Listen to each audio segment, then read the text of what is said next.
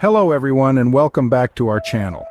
On today's exploration, we're journeying across the vast landscapes of mythology, delving into the intriguing connections between Japanese and Indian mythologies. Despite the geographical distance, these two ancient cultures are woven together by a shared mythological tapestry full of intricate stories and captivating characters. From the land of the rising sun, we have the rich lore of Shinto and Buddhist traditions where the kami, or gods, imbue the natural world with divine presence.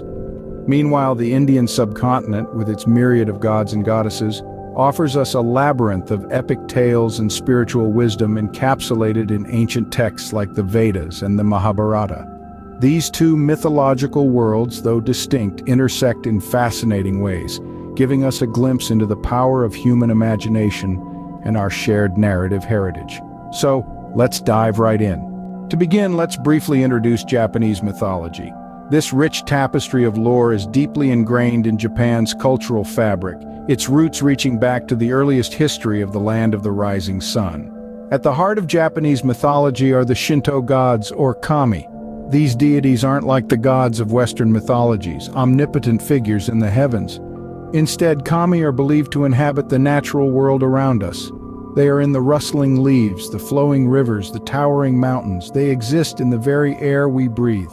Kami are not just confined to nature, they can also be found in concepts, ideas, and even inanimate objects. They are the spiritual essence that permeates all things. From the sun goddess Amaterasu, who illuminates the world, to the trickster fox Kami-Inari, these divine stories revolving around kami form the core of Japanese mythology. Now let's shift our focus to Indian mythology, a tapestry of stories as vast as the subcontinent itself. Rooted in the ancient religious traditions of the region, Indian mythology is a rich blend of tales, symbols, and wisdom that have shaped the culture's understanding of the world for millennia. Hinduism, one of the major religions in India, is home to a pantheon of gods and goddesses, each representing different aspects of life, nature, and the cosmos. The gods of Indian mythology are not just divine beings, but also symbols of philosophical concepts and moral values. Central to Indian mythology are the ancient texts, including the Vedas and Upanishads, which contain hymns, philosophies, and rituals. Additionally, the epic tales of the Mahabharata and Ramayana serve as vast compendiums of stories, moral dilemmas, and life lessons. These ancient texts play a significant role in shaping the rich Indian mythology, offering timeless wisdom and insight into the human condition. So, what's the connection between these two distant mythological traditions, you may well ask? A significant catalyst lies in the historical trade and cultural exchanges between India and Japan. Picture this: ancient ships sailing the seas loaded with goods, ideas, and beliefs, all ready to be shared and exchanged.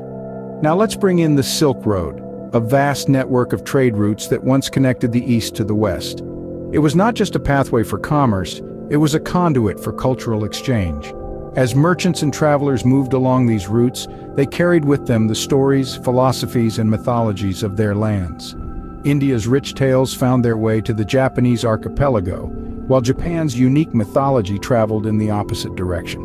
This cross-pollination of ideas and beliefs led to the intriguing connections we see today between Japanese and Indian mythology. These exchanges facilitated not only the trade of goods but also the exchange of ideas and beliefs. One of the most striking similarities between Japanese and Indian mythology is the concept of reincarnation and karma.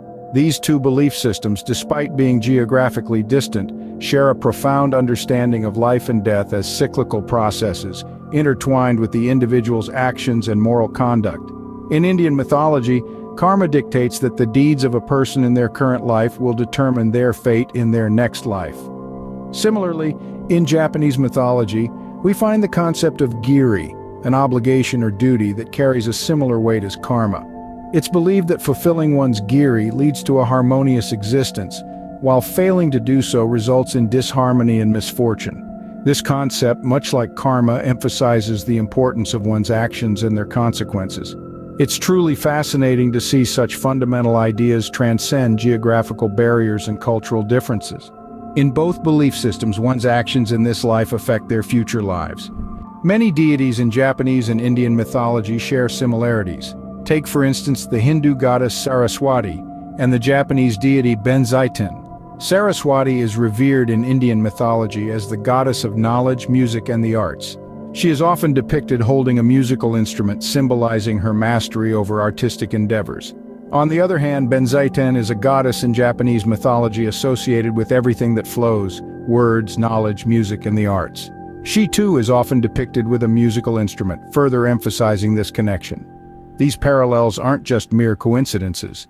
They reflect a shared reverence for wisdom and artistic expression, a common theme that transcends geographical and cultural boundaries.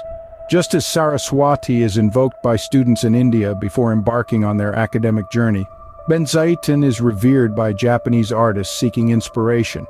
These parallels suggest a shared reverence for wisdom and artistic expression. The creation myths of both cultures also bear resemblance. In the Indian mythos, we find a unique tale of creation featuring Vishnu, one of the primary deities. In this myth, Vishnu dreams the world into existence while adrift on an infinite ocean, symbolizing an eternal, cyclical nature of creation. Akin to this, in the heart of Japanese mythology, there's a similar tale involving the divine couple Izanagi and Izanami. They are believed to have stirred the primordial ocean with a jeweled spear, creating the first landmass which eventually led to the formation of the Japanese islands. These tales, though distinct, share a common theme: the ocean as the source of life and creation. Both cultures perceive the ocean as a divine, boundless entity that holds the power to create worlds. These similar creation myths further underline the intriguing connections between these two mythologies. Another fascinating connection is the presence of dragons and serpents in both mythologies. Let's delve into the intriguing role of these mythological creatures in Japanese and Indian narratives. In Indian mythology, the serpent Vasuki wraps around Mount Mandara during the churning of the cosmic ocean, a pivotal event leading to the birth of many divine entities. Vasuki's endurance and strength are highly revered, embodying the power of transformation and rebirth. On the other hand, in Japanese mythology, dragons are revered as protectors, often associated with water bodies and weather. They are considered to be bringers of rain, hence ensuring prosperity and growth. One of the most popular dragons is Ryujin, the dragon king of the sea, who controls tides with magical jewels. So whether it's the enduring Vasuki or the rain-bringing Ryujin, these mythical creatures hold potent symbolism. Dragons and serpents play significant roles and symbolize good fortune in both mythologies. Buddhism, which originated in India, also made its way to Japan. This journey was not just one of physical distance, but also a spiritual and cultural voyage that profoundly shaped Japanese mythological fabric. As Buddhism traveled from the Indian subcontinent to the Japanese archipelago, it didn't simply replace the existing indigenous beliefs. Instead, it intertwined with them, creating a unique blend of Buddhist and Shinto elements. This fusion is evident in the pantheon of Japanese deities, where Buddhist figures coexist with native Shinto gods. Take, for instance, the Jizo Bosatsu, a beloved figure in Japanese Buddhism, who is often seen as a protector of children and travelers. This deity encapsulates Buddhist values of compassion and mercy, yet its widespread veneration also reflects the local Shinto tradition of honoring nature and ancestral spirits. This spiritual connection has resulted in unique syncretic mythological narratives. These narratives continue to shape the spiritual and cultural landscape of Japan, underscoring the enduring impact of this ancient Indian religion. These ancient connections continue to influence contemporary culture in both countries. The fusion of Hindu and Buddhist elements in Japanese pop culture is a testament to this enduring impact. For instance, the vibrant worlds of anime and manga frequently draw upon these mythological motifs, embedding age-old wisdom into modern narratives.